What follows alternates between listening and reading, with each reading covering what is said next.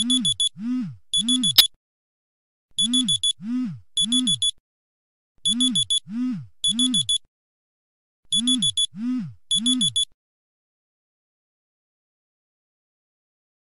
Bapak Ibu Saudara yang dikasihi Tuhan Yesus Kristus, apa kabar? Saya berdoa kita senantiasa dalam kemurahan, kasih karunia Bapa yang berlimpah-limpah dikerjakan di dalam kehidupan kita.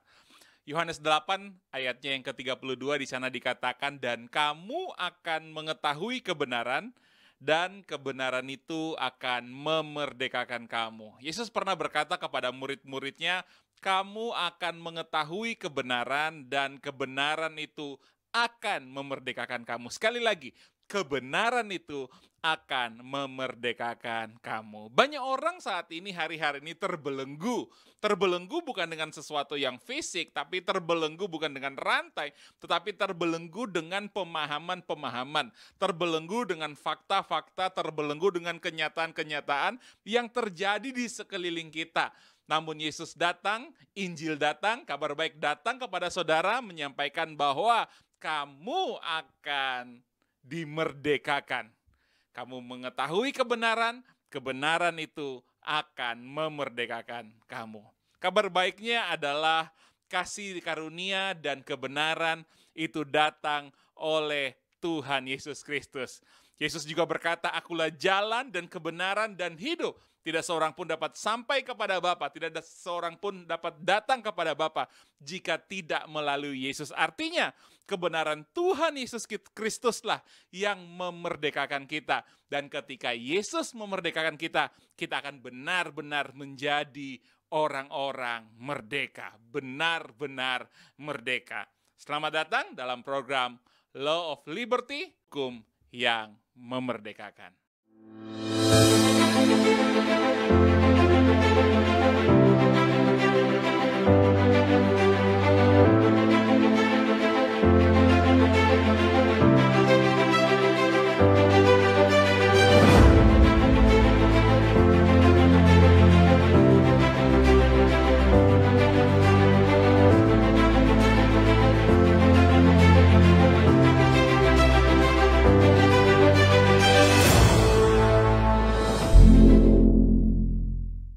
Bapak Ibu yang dikasihi Tuhan Yesus Kristus, pada hari ini kita akan membahas topik tentang perang dan krisis. Apa kata Alkitab tentang hal ini?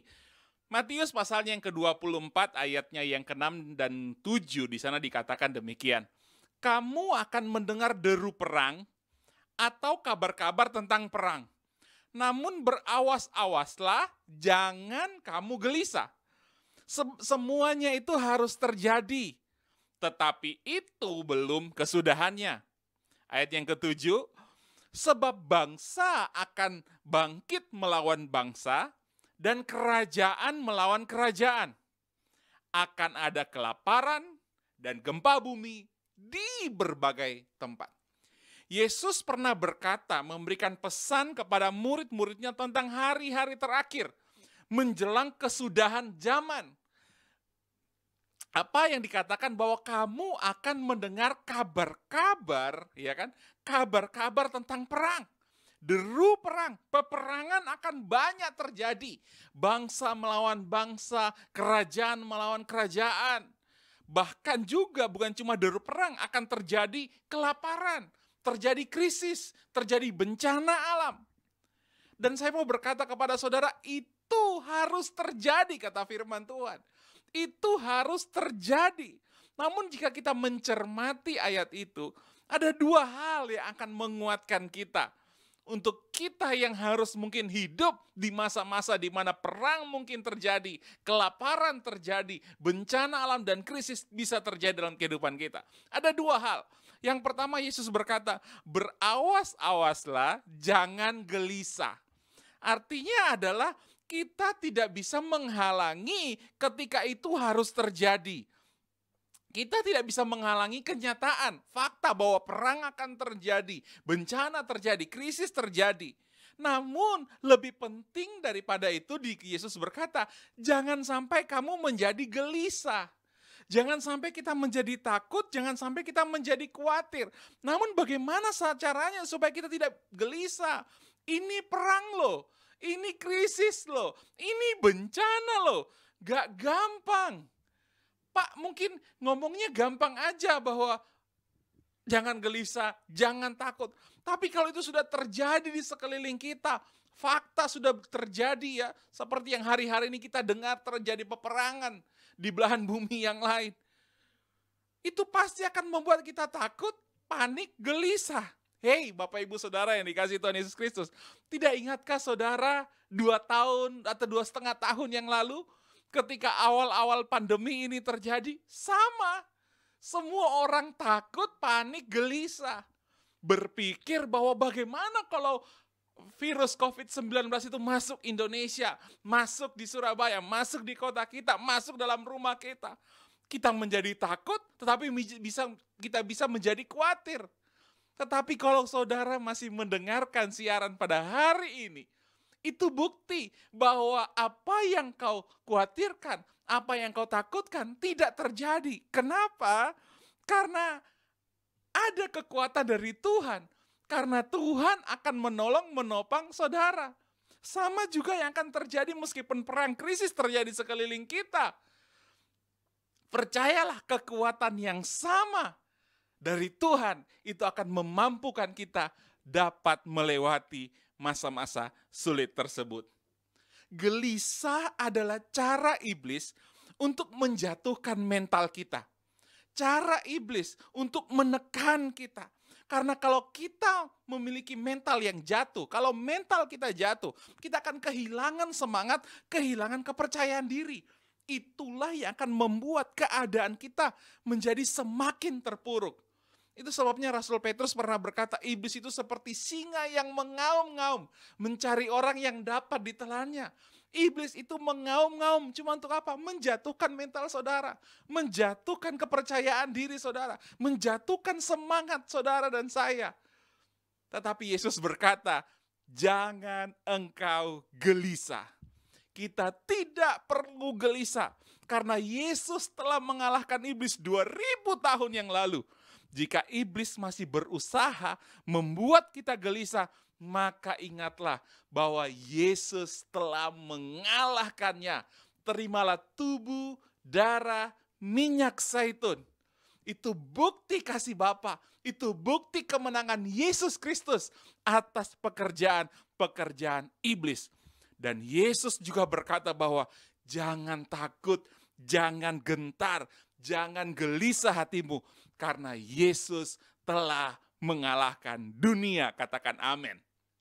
Yohanes 16 ayat ke-33 dikatakan, semuanya ini kukatakan kepadamu, supaya kamu beroleh damai sejahtera di dalam Yesus. Supaya kita beroleh damai sejahtera di dalam Yesus. Di dalam dunia ini kamu menderita penganiayaan, ada perang, ada krisis, ada bencana. Tapi kuatkanlah hatimu karena Yesus telah mengalahkan dunia. Katakan amin, amin, amin, amin. Yang kedua saudara, dari ayat kitab Matius tadi, saya juga kemudian mendapat satu pemahaman bahwa begini. Ketika Yesus berkata tentang hari-hari yang terakhir, itu juga membuktikan keberadaan Yesus. Itu membuktikan bahwa Yesus adalah benar-benar Tuhan. Yesus bukan cuma tahu masa lalu, Yesus bukan cuma tahu masa sekarang, tetapi Yesus juga mengetahui masa yang akan datang di hari-hari terakhir pada masa kesudahan zaman. Manusia biasa itu hanya tahu masa lalu dan masa sekarang. Mereka tidak tahu masa yang akan datang. Tetapi Yesus bukan manusia biasa. Dia Tuhan di atas segala Tuhan. Dia Alfa dan Omega. Dia yang awal dan yang akhir. Keberadaannya melampaui waktu. Tidak dibatasi oleh waktu. Dia mengetahui masa yang akan datang. Mengapa saudara? Ini menunjukkan bahwa Yesus yang kita sembah, Yesus yang adalah Tuhan, yang sanggup, yang punya cara, yang punya jalan keluar untuk menyelamatkan kita. Karena Yesus tahu akan masa yang akan datang, maka kita punya kepastian akan pertolongannya. Di bumi ini banyak orang mengaku Mesias, mengaku Tuhan, mengaku guru, mengaku raja. Tetapi semuanya mati tidak ada yang bangkit. Mungkin ada yang bangkit, tapi kemudian dia mati lagi. Tetapi cuma Yesus Kristus, dia Tuhan, dia guru, dia imam, dia nabi, dia raja, yang mati, kemudian dia bangkit, dia hidup kekal sampai selama-lamanya dan tidak akan pernah mati lagi. Bahkan dia ada di masa yang akan datang. Untuk apa? Untuk mempersiapkan tempat buat saudara dan saya. Kepastian akan kebahagiaan. Kepastian akan hidup kekal bersama-sama dengan dia. Jadi jangan takut, jangan gelisah. Yesusmu sangat hebat. Yesusmu dan Yesusku adalah benar-benar Tuhan yang melampaui segala waktu. Kabar baiknya, 1 Petrus 1 ayat yang ketiga dan 1 Petrus 3 ayatnya yang ke-12 dikatakan demikian. Sebab mata Tuhan tertuju kepada orang benar. Siapakah orang benar? Saudara dan saya orang benar.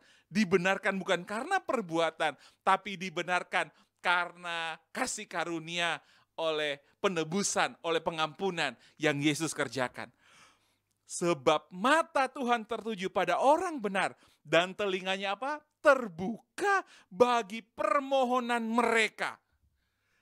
Mata Tuhan tertuju kepadamu orang-orang benar. Telinganya terbuka bagi permohonanmu, bagi doa-doamu. Tuhan sanggup menyelamatkan, Tuhan sanggup menolong apapun yang engkau doakan. Percayalah, Tuhan sanggup menolong, menyelamatkan engkau. Ayat yang ke-13, siapakah yang dapat atau akan berbuat jahat kepadamu jika engkau melakukan perbuatan yang baik? 14, namun jika kamu menderita karena kebenaran, berbahagialah dan jangan takut akan ancaman mereka dan jangan gelisah.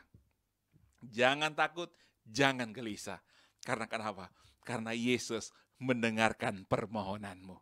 Karena Yesus, mata Yesus tertuju kepadamu, kau sangat-sangat dikasihinya. Demikian juga Mazmur 91 dikatakan ayat yang pertama, orang yang duduk dalam lindungan yang maha tinggi dan bermalam dalam naungan yang maha kuasa, mereka yang ada di dalam Yesus Kristus akan berkata kepada Tuhan, tempat perlindunganku dan kubu pertahananku, Bapakku yang kupunyai, yang kupercayai. Saudara dan saya ada di dalam Dia. Ayat yang kelima, engkau tidak usah takut terhadap kedahsyatan malam, terhadap panah yang terbang di waktu siang. Kedahsyatan malam dalam terjemahan bahasa Inggris, terror of the night. Teror yang terjadi. Berita-berita atau keadaan zaman, masa-masa yang sukar. Bahkan perang yang terbang di waktu siang. Ini bukan cuma berbicara tentang panah yang terbang di waktu siang, bukan cuma berbicara tentang peperangan rohani, tapi perang secara fisik juga. Engkau tidak perlu takut. Karena ayat yang ke-8 dikatakan begini, engkau hanya menontonnya dengan matamu sendiri dan melihat pembalasan terhadap orang-orang fasik. Hei, orang benar hanya akan menonton dan Tuhan melakukan pembalasan kepada orang-orang yang fasik. Kita hanya menonton saja. Kita ada dalam perlindungannya. Kita hanya melihat. Memang berdebar-debar di dalam. Tetapi Tuhanlah yang akan bekerja melakukan pembalasan terhadap orang-orang fasik. Dengan kata lain, perang, krisis adalah alat yang dipakai oleh iblis hanya untuk mengacaukan kehidupan kita. Mencuri damai sejahtera kita. Membuat kita kehilangan semangat. Membuat kita gelisah. Namun kebenarannya di dalam Yesus Kristus atau pengenalan akan Yesus Kristus, kita akan beroleh kasih karunia dan damai sejahtera. 2 Petrus 1 ayatnya yang kedua dikatakan begini. Kasih karunia dan damai sejahtera melimpahi kamu oleh pengenalan akan Bapa dan akan Yesus Tuhan kita. Kasih karunia dan damai sejahtera melimpahi kamu. Kata melimpahi itu multiply. Akan terus ditambah-tambahkan, akan terus ditambah-tambahkan, akan terus ditambah-tambahkan. Kasih karunia dan damai sejahtera akan terus bermultiplikasi, ditambah-tambahkan dalam kehidupan kita. Oleh apa? Oleh pengenalan akan Bapa dan Tuhan Yesus Kristus. Ketika kita belajar mengenal Dia, Yesus Kristus, kasih karunia-Nya, juru selamat kita, maka kita akan menerima kasih karunia dan damai sejahtera yang berlimpah-limpah. Dengarkan selalu kabar baik, hiduplah dalam damai sejahtera, karena iblis telah dikalahkan di telapak kaki orang benar. Terpujilah Tuhan Yesus Kristus, diberkatilah kita senantiasa. Tuhan Yesus memberkati. Shalom.